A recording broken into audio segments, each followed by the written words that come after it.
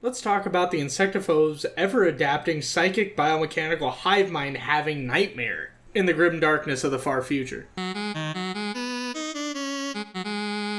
The Tyranids are a bunch of galaxy-invading biomechanical space bugs that are entirely motivated on continuing their survival as a species, with them continually advancing through evolution and adaptation. They're a superorganism and act like ants, termites, or bees. No sweet honey is to be made from these space bugs, though, with them melting down any biomass they can get their hands onto, making more Tyranids. They're also heavily inspired by the Xenomorphs from Ridley Scott's Alien, and heavily inspired the creation of the Zerg from StarCraft. And depending on who you're asking, they're just as annoying as them, too. The first thing that was ever known about the Tyranids happened when they arrived to the Milky Way galaxy through the dark infinite void of space. Coming from a vast void of nothingness, moving through space for an untold time, with them reaching the rim of the galaxy in the year 745 in Millennium 41. It's not known why the alien species of the Tyranids took the long trek that it did, with a common theory being that they had already eaten everything else in the universe, or they're running away and trying to adapt to a much greater threat. Either way, after a long trip with having no food for an unknown amount of time, they were kinda hungry and cranky, deciding to use the first few planets that they happened to stumble upon as trail mix. Tyranids move in Hive Fleets, which are different colors and vary from cool black and red of the Hive Fleet Behemoth to the iconic purple and white of Hive Fleet Leviathan. Each one is a nomadic fleet of living spaceships that are biomechanical in nature, taking inspiration from the ship from Alien, it being like an ant colony which lives inside a mobile living anthill, with there being organisms that are incredibly efficient in living in symbiosis, trying to evolve and help each other out, while also spawning more of their own kind for their continued survival and reproduction, with the basic ones having no real mind, instead being drones who take orders.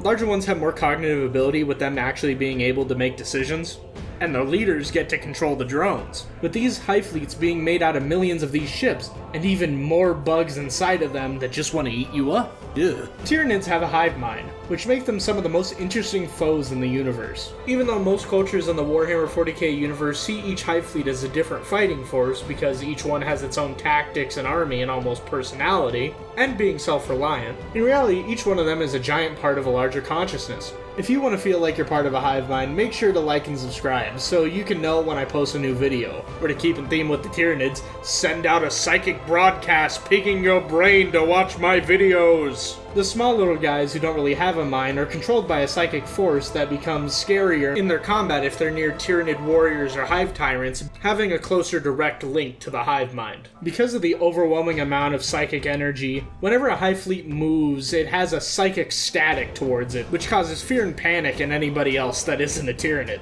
which is even worse for psychers being sensitive to things like that. The hive mind has been shown to hate and wanting not to only cause fear, but also wanting vengeance and death. Being a giant superorganism, it makes sense that it wants stuff dead that hurt or stopped it in some way from reproducing. A few people have told me because of this, the Tyranid faction overall is pretty darn evil, which I can get. They could have just become farmers, but maybe that theory about them running from a greater threat is true and they're just trying to evolve to fight it. But using a fan theory isn't really good evidence or a reason for debate, so I don't know. The Hive Fleet is most likely evil, like everything else in the universe. In terms of invading a planet for the Tyranids, in the early stages, things like gene stealers and lictors come in to identify if the planet is worth the risk of invading, while doing it in a haste and remaining stealthy, scouting it, with the wildlife either being taken over slowly or shockingly fast depending on the situation, until a psychic call draws a fleet forward to infest the planet, which might as well be a dinner bell. When a fleet is finally detected by the planet, it's usually too late. Ships can't come to help under threat of being immediately destroyed, getting ganked and teleporting right into the traps that the slimy little Tyranids made. Then, pods sent down from orbit start to change the very planet, breaking down all organic molecules to be made into raw biomatter, while others hold larger, more complex Tyranids, with it spreading like a disease or cancer along the planet, with the smaller, admittedly fun-to-say combo of gaunts and gargoyles starting to eat the population. At this point, lictors and gene stealers also reveal themselves by turning off communication networks and assassinating leaders, as a wave of Tyranid flood all the cities and infest the planet before they finally destroy all opposition on the planet. With the planet being conquered by Tyranids, the process of subjugation and absorption begin, where all biomass is gathered and natural resources are depleted, leaving only a dead desert world behind. Giant worm-like creatures crawl to pits after collecting all they can. Towers start to grow out of the ocean and modify the planet's tides, and twist the planet to a state of no longer being habitable. The towers grow and grow, absorbing more of the planet as smaller Tyranids throw themselves into pools, breaking down into raw biomass, returning to the fleet to fuel bioships and to have their memories help the evolution of other Tyranids, with the planet being left as an inhabitable desert that nobody else could really colonize. So, if they show up to your planet, see if you're tasty, they hide, pop out once their friends arrive, then eat you, turn you into them, and then leave your planet barren and dead. How fun! But now that we know that, we can finally go back to the rest of the story of the Tyranids in the Milky Way galaxy. Especially Hive Fleet Leviathan, which is the one that gets the most stories written about it. Attracted to the Milky Way galaxy because of the large amount of psychic energy that emanates from the Emperor and the Warp, they first attacked the ocean world of Tyran and started consuming each and every world in their path. The Tyranids had no real name until they attacked Tyran, with them being called Tyranids because they were first found on that planet. So it's like other aliens calling us Earthlings. The only thing that was able to stop this new unstoppable threat was of course the Ultramarines on their homeworld of Macragge, suffering devastating losses and their chapter master losing both of their arms in combat, with a commanding Tyranid called the Swarmlord because he decided it would be a great idea to punch an unknown monster in the face? Why?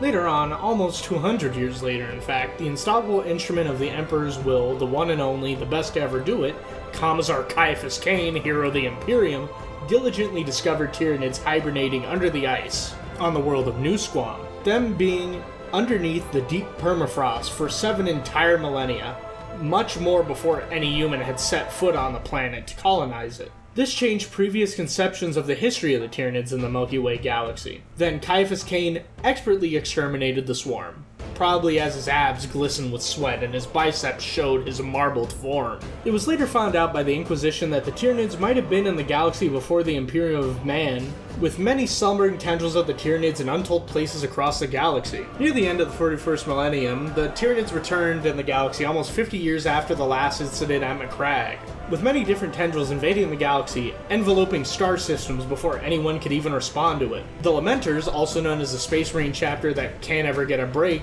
were almost completely wiped out, again. Most of the invasion was felled by a joint effort of the humanity and the Eldar destroying the backbone of the invasion, with them giving a good old Bane backbreaker to all of the Tyranids, with the fringes of the fleet waltzing into the Tau Empire and causing a bit of chaos there too. Eventually though, Hive Fleet Leviathan did make its way to our perfect handsome Hawkboy's homeworld, Baal, with the Blood Angels having to protect the world of Baal, with various successor chapters zooming over to the world to protect their lord. Still, the reinforcements weren't enough, with buggy boys eating them all. This also happened very close to the fall of Cadia, with the Baal system being pretty closed off to the Great Imperium. Thankfully, Kabunda, a bloodthirster who raged against Sanguinius while he was still alive, and his legion since then, was there to protect them because he was pissed off that some bugs threatened to wipe out the Blood Angels when that was his job to do. With him protecting the Blood Angels because he wanted to be the only reason that the Blood Angels were taken off the face of the Materium. On Baal Prime, a giant shrine with skulls stacked one on top of another with 8 pillars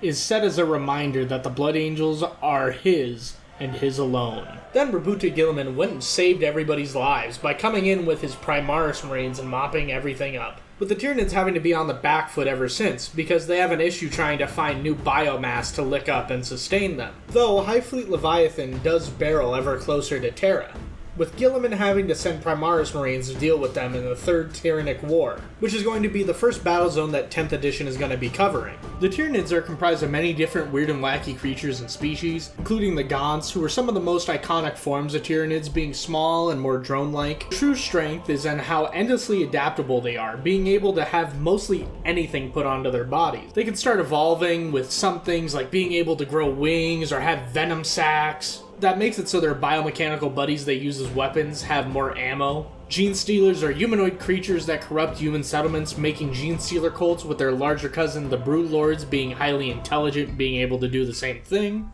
And Tyrants that are giant leaders of the swarm, who control smaller drones as part of its collective conscious, as well as many more. They also use biomechanical creatures as weapons, called biomorphs, with them having no metal or plastics to actually make real weapons, or any tools to forge whatever they need at any time. Instead, they use organic matter. They become symbiotes to one another, with them connecting and helping each other, with even the symbiote being able to rapidly adapt to warfare. I wonder if they were actually more than drones, if they would like each other, or if they would just kind of be like college roommates with different majors who barely talk to each other outside of trying to get things done. Although this has nothing to do with the lore, the Tyranids are a direct inspiration for the Zerg in StarCraft. In fact, StarCraft was supposed to be a Warhammer RTS that Games Workshop pulled out of in the last second. That fumbled bag has to be a canon event, with how horrible that decision was. The Terrans were supposed to be Space Marines, and the Protoss were supposed to be Eldar. I wonder how successful StarCraft 2 would have been if it came out with 40k plastered on top of it, instead of being an original franchise. That's it for now. What do you guys think about the Tyranids? Where do they rank on your list of the silly little guys in the Milky Way galaxy? Did I miss something that you want to fill me in on?